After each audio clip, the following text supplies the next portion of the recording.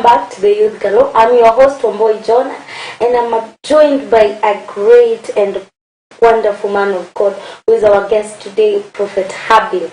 And we are talking about leadership. I hope so far so good you're learning something. So Prophet, from where we stopped, so how can a leader handle disagreements with his or her co-workers? You will never see any leadership that doesn't have those disagreements. And you see, disagreements come by reason of divergent opinions. And you see, when even let me just give you a very simple example. The Bible says there was war in heaven.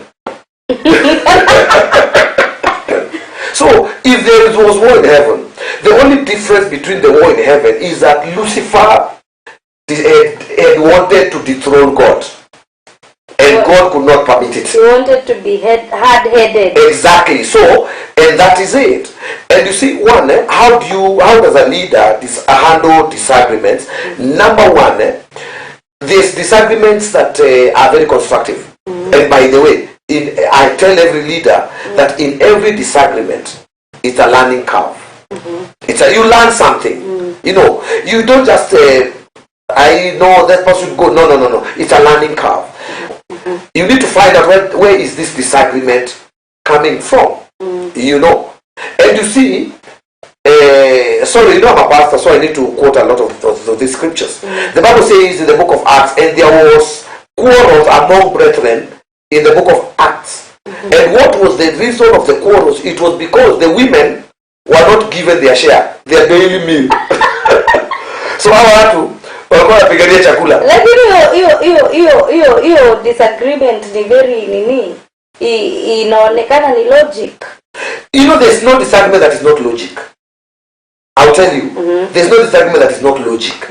Every disagreement is logic. It only depends where you stand. Are you getting me? No, it only depends where you stand. There's no disagreement that is there for the sake of being a disagreement. Every disagreement kuna vile it comes. So you need to find out why this disagreement. What triggered it? Because kuna ile button ilifinywa ikatrigger a disagreement. What triggered the disagreement? So as a leader, you need to be able to be sober enough to handle every disagreement. As in, imetokea wapi? How did we find ourselves here? How? What happened for us to find ourselves that we are fighting? You know? Okay. If it is gossip, right. You know, gossip also brings a lot of disagreements. Oh, the boss has said this and you have not said it. Oh, so and so boss, so and so said. As a leader, you should not put yourself on that level of hearing gossip. How I've positioned myself, I'm a leader. Na kama kuna gossip iko na kaukweli. No, you know, hakuna gossip ina kaukweli. But you say at the end of the day, I'll tell you how I deal with that. You'll come and tell me, oh, so and so I said 1, 2, 3. Okay, fine. I'll tell you, wait. Are you sure the person said that? Yes, the person said that. If the person is far, I'll pick my phone. When you're there, I'll call the person, hey, Wambui is here. And she's telling me you said 1, 2, 3. Can you clarify?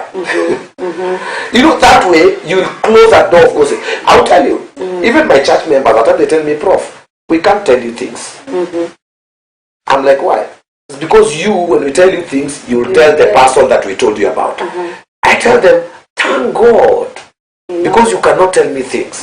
Because those things you're telling me and you're afraid I'll tell the people about them. It's because you don't want me to tell the people. It's because most of the things you're telling me is a lie. So a leader shouldn't be one-sided. No, you should never be one-sided. A leader should be very neutral. But there are people they favor. There are people that can be favored, maybe because they are doing well in their job. And that's what I'm saying. A leader, you know, it's like God. God is not one-sided, and God is our leader. Jesus was not one-sided, and he was our leader. Are you getting me? You know, how Jesus treated Peter is the same way he treated Judas. Are you getting me? In fact, I'll tell you. There's a time Jesus looks at Peter, and Peter tells him, you cannot die. He's a leader. You cannot die. They cannot kill you. What did Jesus do? Jesus told him, get thee behind me, Satan. Do you know Jesus called Peter Satan, and he never called Judas Satan? The man, If the man is coming to crucify him, he's kissing him. And Jesus is looking at him. He's asking, why are you betraying the Son of Man with a kiss? Very polite. A leader should be very polite. Are you getting me? I mean, you know very well, when you know people's intentions, you deal with them on those, or you deal with them on that platform. So, one thing you need to understand, this is where we fail. That you bring a lot of returns in the company. We now favor you more than the people that are not bringing returns. You become the favorite.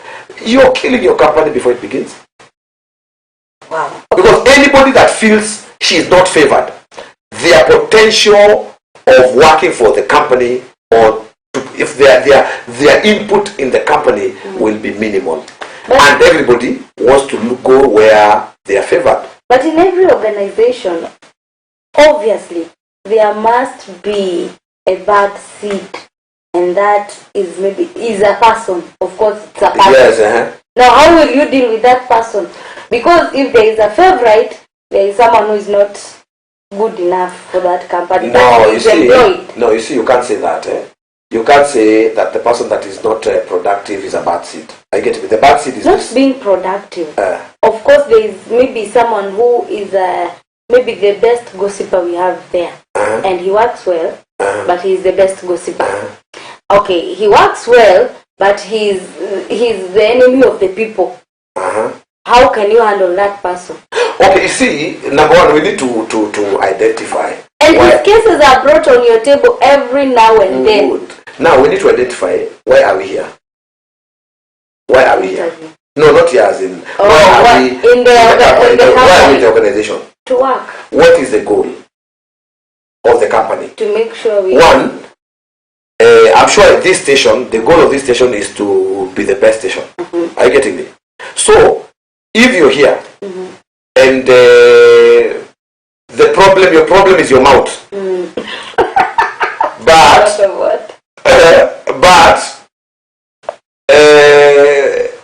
the problem is your mouth, but you're meeting the targets of the company. Then I will need to know how to deal to live with you with your mouth. Let me tell you one thing. Kuna watu, there are people, the problem is their mouth, or the problem is the attitude. But when it comes to work, they work, they deliver. You are not here to employ people that have good hearts, but they cannot make the company progress. Our issue here is the company to progress, right? And if the company is progressing, every man has their own weakness. Everybody has their own weakness. So you cannot you want to look for an angel to come and work for you. If the mouth is not the problem, another one does not even talk.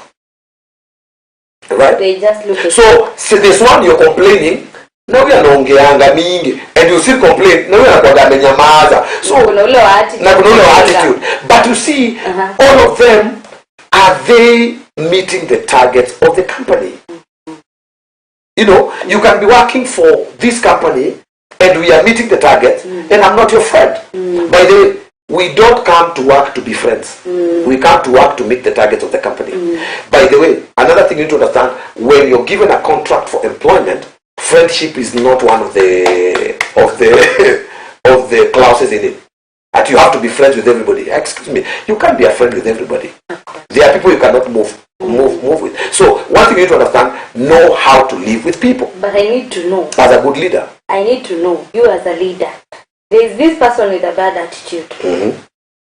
Brings the complaint of the person who is a gossiper. And then there is this one who chews gum all the time and doesn't talk to people.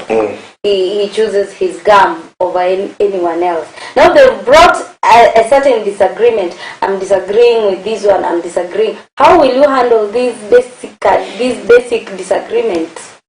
Okay, you see, number one, every company has what you call company policies. Are you getting me? You see, you can choose the lesser devil. There's the lesser devil among all of them, right? If the gossip is not affecting the company in any way, if the chewer of the chewing gum, they're doing their job, and the revenue of the company is intact. I mean, it's not affecting the smooth running of the company. We, as a leader, now that comes now, you have to leave that office and come down to humans now. Tell them this is how we are supposed to live. Let's do this. So you advise someone now on a human level. You cannot live like this. You that talk too much about people. Let's do this. Let's do this. Let's help. And also, you also need to be the one to be the sieve. As a leader, you are the sieve. Kichungi. You are the sieve. You should know where to call meetings and where not to call meetings. There are people you have to rebuke privately and others you have to rebuke publicly. You know, this one that is coming with gossip about other people all the time, you need to put that to a stop. Because if the gossip is not affecting the company, I mean, is it beneficial to call for a meeting? Because we are here not to love each other. Let me try to vary this way. Maybe I'm a praise and worship team leader. And then Wambui says, there's Wambui here, there's Kipchoge pale. And then Kipchoge says, mimi nikiimbisha, Wambui huwa hanibaka vizuri. Ama nikiimbisha, Wanjiru doesn't do this. Ukiwa praise and worship team leader, how will you bring these three people into an agreement? You see, I'll tell you, as a leader, you also need to agree and to know that it's not everybody. You know, water and oil, all of them are liquid, but they don't mix. It's not any liquid. All of them are in the same family of liquid. Kivyake. Hii maji nikichukua hapa, hii ni maji, and of course it's hot water. And when you take this hot water and you mix it with hot oil, all of them are hot, and all of them are in the family of liquids, but they will not mix. So there are people you need to accept as a leader. There are people, no matter how hard you work, they will never mix.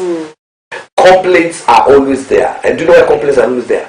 Complaints will always be there because we are humans. Human beings are never contented. So as you ask, as a praise worship leader, what will you do to bring them? Number one, show them the values of Christianity, the values of love. But you see also, you can take a cow to take water, but you cannot force the water down the throat of a cow. That is the cow's choice. So it's the choice of these people to know kama watadini. Church politics is everywhere. I'm telling you. And I tell people, I told you before, the Bible says there was war in heaven. Sasa kama kulikuwa na war in heaven, ni church. Ni church. Heaven is supposed to be a perfect place. Church ni hapa tumekutana Wambua na mwingine hapa hivi mko wengi tu. Everybody has come from different backgrounds, different values. Are you getting me? Some people you are taught that ukiimbisha ni wewe, and some people, by the way, there are people that know. And this is a very bad notion that wewe ukiimbisha wewe tunashukishaga, you're the one that makes the presence of God come and nobody else. And then when you don't come to church you ask, was the presence there? Are you the presence? No. You see? So those are things that we need to, as a leader, you need to know not everybody. You know, you lead people, but not everybody with you. You cannot change people. Let me cut you short on that. Is there a way that I can call, I see that Wambui is more understanding. I call them Kando, Namwambia, I think you should just try learn to cope with this other person. Yes, you can, but also, you will not also be helping that other person. Because you will understand the person here. Usually life is a journey, right? Today you find yourself in Nairobi, tomorrow you find yourself in America, where they don't buy that rubbish. So one thing you need to understand is we get into organizations, and I'm talking to people, not only leaders, I'm talking to people that are, you know, leadership means you are in authority. You and everybody desire that one day they'll be in authority. You cannot be in authority if you're not under authority. You can't. That's one thing that everybody needs to understand. However, you cannot say, I want to be in authority, I want to lead, and you're not ready to be led. No, you need to be led before you lead. You know, and if you made your leader bleed, when your day comes, you'll also lead and you'll be bleeding. Now, in addition to that, how, as a leader, how will you handle criticism? Because, of course, as you are leading, there are people who will criticize your leadership. You see, if you don't want to be criticized, sell ice cream. Just sell ice cream, because children will clap for you. All the time. Because there's nobody that has ever complained that ice cream is too cold. It's supposed to be ice cream, right? So I've never had an ice cream seller being criticized by anybody. Every child loves the ice cream seller. So as a leader, you need to understand criticism is part of the package, right? As you're leading. And it's in every spheres, by the way.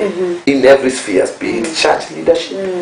They did, before they took you to be a praise and worship leader, or before they took you to be a CEO of that company, or before they made you the head of sales in that company, nobody was talking about you. A leader, they elevate you and put you on the limelight, so people see you. You begin to call shots. People will always complain. And let me tell you one thing, people will, if you're leading and nobody's complaining, know that you're leading people in the wrong direction. Because many people will resist your leadership. Yeah. People will resist your leadership. People will say, no, we don't, you're not here to be liked. And any leader that wants to please everybody is not a leader. How about these ones that will be criticized and fire you? Fire who? Yeah, you as an employee. So also, you also need, as an employee, you also need to know your limits. You can't be employed to be criticizing your leader always. There are people that criticize you for no reason and for nothing. And to see if their criticism is affecting the performance of the company, they better go. And you see, critics are the people that are never contented in whatever you do. So they have a potential of derailing your implementation of the company policies, even in charge. Yeah, you see, I'll tell you this: you can't be working for Coca-Cola company, and you are drinking Pepsi on air and in a Coca-Cola advert. Of course you can. You can't do that. I used to have a friend of mine in Mombasa. He used to work for Nissan company. So he always drove Nissans. And to be very honest, those years I didn't like Nissans. And I asked him, why don't you change car? Why don't you go buy Toyota? That man was the head of sales in the Nissan company. He told me, if the day I enter this gate driving a Toyota, that's the day I'm fired. I'm like, why? He said, you cannot be promoting Toyota. You're working in the Nissan company. You cannot be praising another woman in presence of your wife. You see, you see, of course not. Yeah, you can't. I get it. Of course you can. I was sitting down. You can't. No matter how good that your ex was, you can't be talking about that your ex in front of your husband or your wife. I was talking to a certain couple. They are my children in the Lord in South Africa, and this guy was married to an Indian girl. She was there. He was in marriage for like a few years, and they parted ways. So one time he got married to one of my daughters, and now we were sitting down and we were having a meal. It was a dinner, and this guy was talking and saying, "Oh, when I was married to that Indian lady spoiled me." And the wife is there, so I could see it on the face of my daughter. And later, I felt so embarrassed because I had invited some of my friends to join us for dinner. So one of my friends looked at me, and he saw I got agitated. I told this guy, please, can you stop talking like that here? If that woman was so good, you would have remained there. You can't be praising another woman in the presence of your wife. You can't be doing that. He said, no, I was just saying. I told him, you're a fool. This is nonsense. You don't do that. So what am I saying? The saying wasn't allowed there. Yeah. Yes. So what am I saying? What I'm saying is you cannot be criticizing your boss here, criticizing the company. Say you're eating salary from this company, and you're busy praising another station. I will fire you and you go there. And listen, the qualities of a good leader is don't be afraid to fire anybody. Don't hire the person you cannot fire. That's it. That's the bottom. No, that's the bottom line. Me, I fire people when we're laughing. Just tell them, please give me those keys. Don't come tomorrow. So you see, one, you promote your brand. Yeah, of course. You know, you promote your brand. But again, you have to be a bit kind. But anyway, what we are saying here is, as a leader, you should not entertain disloyalty in your team. Never allow people that are talking other people down, demoralizing them. You cannot run alone. In fact, do you know there's no leadership without people? Who are you leading? If you're saying you're leading and nobody's following you, you're just exercising. You cannot lead the air. Yeah, you're just exercising. People. You're doing a walking exercise. But you see, when you say I'm leading, people must be behind you, following you. Yes. Okay, as we end our show this morning, how should a leader recognize the achievements of others? Like how just recognizing their achievements, if they've done something, how should you recognize that? You need to be ready to compliment people that have done well and encourage people that have not done well, because all of these fingers are not the same, but all of them are important, right? If this thumb is not here, your grip will not be tight. You know, it is the thumb that tightens the grip with the cooperation of these other fingers. And what I tell the leaders is that be kind enough. So be kind enough, don't be mean. If you see someone has done something good, appreciate them. Tell them you've done well, you did well here. Thank you very. A leader should be able to compliment each other and compliment people, the achievement of the people.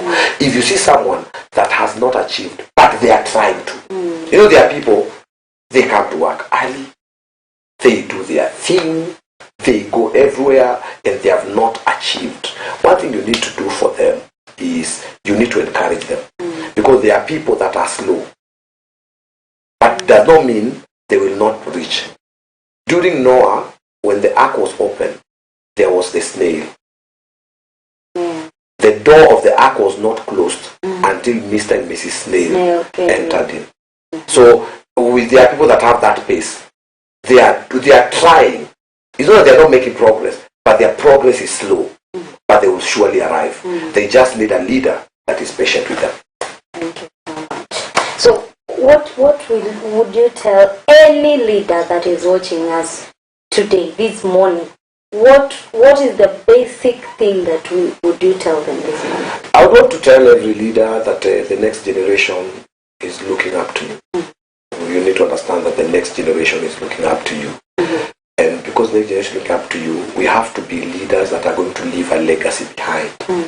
Don't be selfish, be understanding. And a good leader is the one that desires that after you leave that position, you will have mentored another person to take after you, but also on the higher dimension. A good leader is the one that does not just live, but he leaves direction. Thank you so much, Prophet Habil, for joining us this morning. Thank you. We are grateful. Thank you very much. And we are looking forward to seeing you again as maybe we talk on marriage and relationship. Thank you. Thank you so much. Thank you very much. That was our guest, Prophet Habil. And as we wind up our show this morning, this is our driving force for today. Sometimes you should know that God holds you back temporarily. Not because He doesn't want you to go forward or to achieve what you've been praying for, but until the road is safe and clear for you to continue, you have to be held back temporarily. Again, be thankful for the stall. What is meant for you will surely come back to you and won't pass you by any means. This has been your host, Wambui Jonah. I hope you enjoyed our show today. I'll see you soon. God bless you.